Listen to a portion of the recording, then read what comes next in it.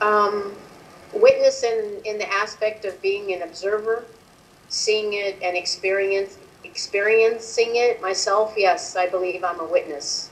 I witnessed it with my own eyes and ears and my physical self, my emotional self, my spiritual self.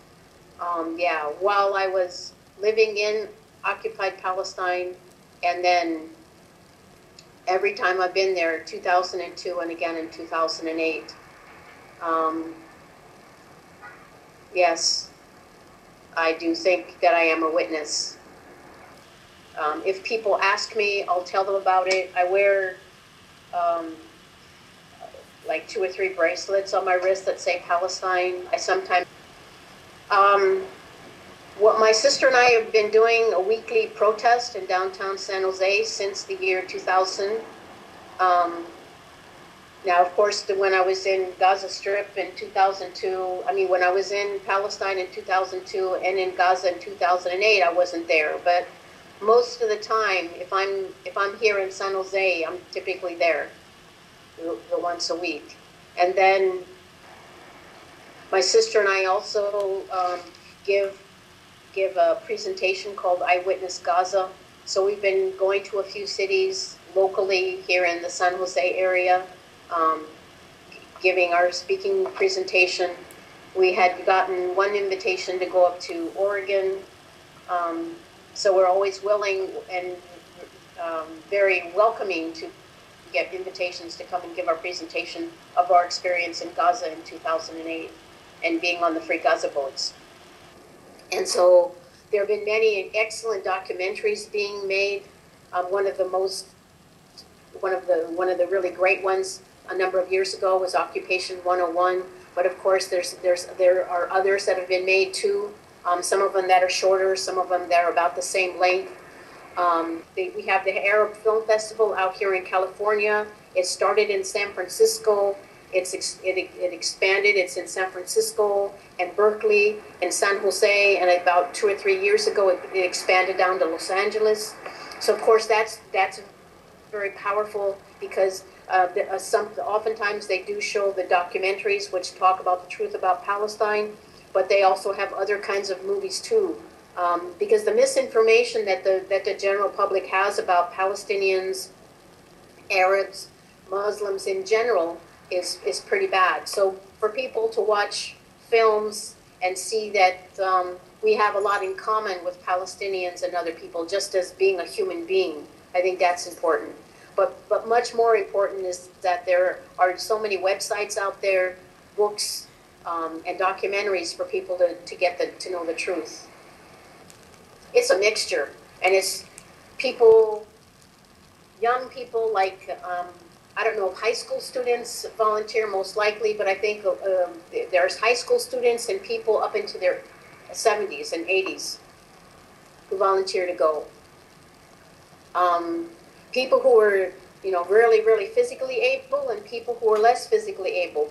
Lots of people want to go there, and people from all over the world. I met people from all over Europe. I met people from a number of different cities in the United States. I know that Canadians also go, of course. I saw some people there from Japan. People from all over the world want to go to Palestine and see what's going on and offer their support. I know on the first trip of the Free Gaza boats, the youngest person on the boat was 22, and the oldest person on the boat was 84. That's Hetty Epstein. I don't know if you've heard of her before. She actually is a Holocaust survivor, and she's really an awesome woman. She ended up not actually being on the boat because she had gotten sick a few days before the boats left and was advised for her health she shouldn't go, which is really too bad. But ever since then, she's been trying to get into Gaza. So I'm positive she's going to be on the flotilla that's going to go into Gaza this time too. But yeah, there's no specific group of people.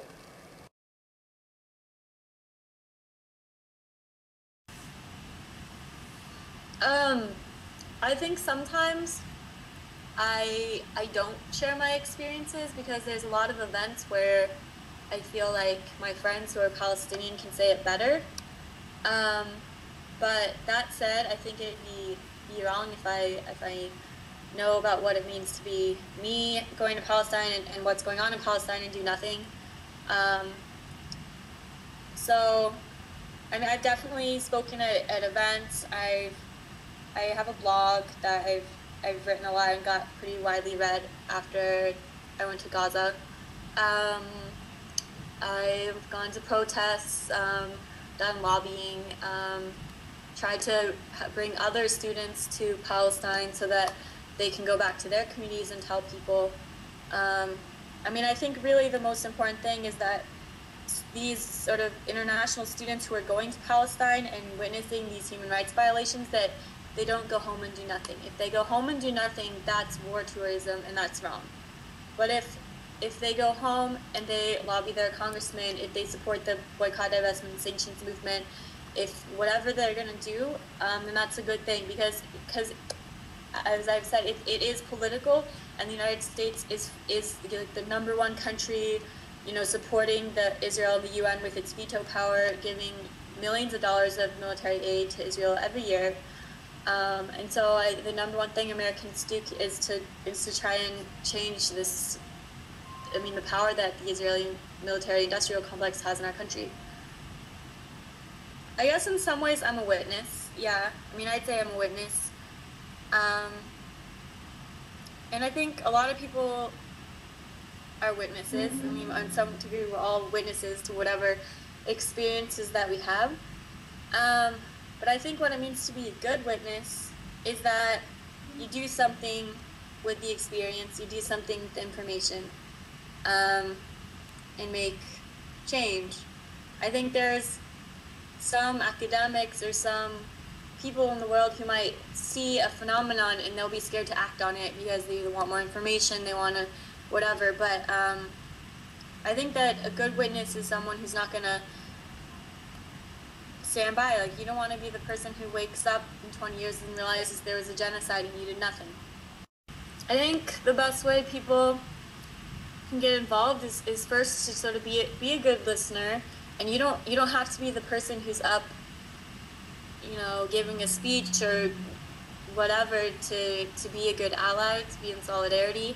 I think lots of people have experiences with different struggles, different social movements, and for me, I see a lot of parallels between the indigenous movement and indigenous experience in America and Palestine. And I think there's a lot of whatever injustices people have experiences with, they can tap into to be a good ally. I mean, I really don't think that you have to go to Palestine, and I mean, I think it would be sad to say that in order to be an ally to stopping human rights abuses, to stopping war crimes, that everyone should have to go to Palestine. And I mean, the information is out there. I think that it's good to sort of work within a social justice framework, to be listening to other people who are Palestinian about their experience probably in many cases feeling really marginalized on camp. Like, what would you, I mean, there's students at Berkeley, they go to a university whose investments are funding the war crimes that kill their families in Palestine, and that must feel pretty difficult. But I mean, if people want to get involved, I think there's definitely ways to get involved, especially if they're sort of willing to step back at first and hear about other people's experiences and what that means for them.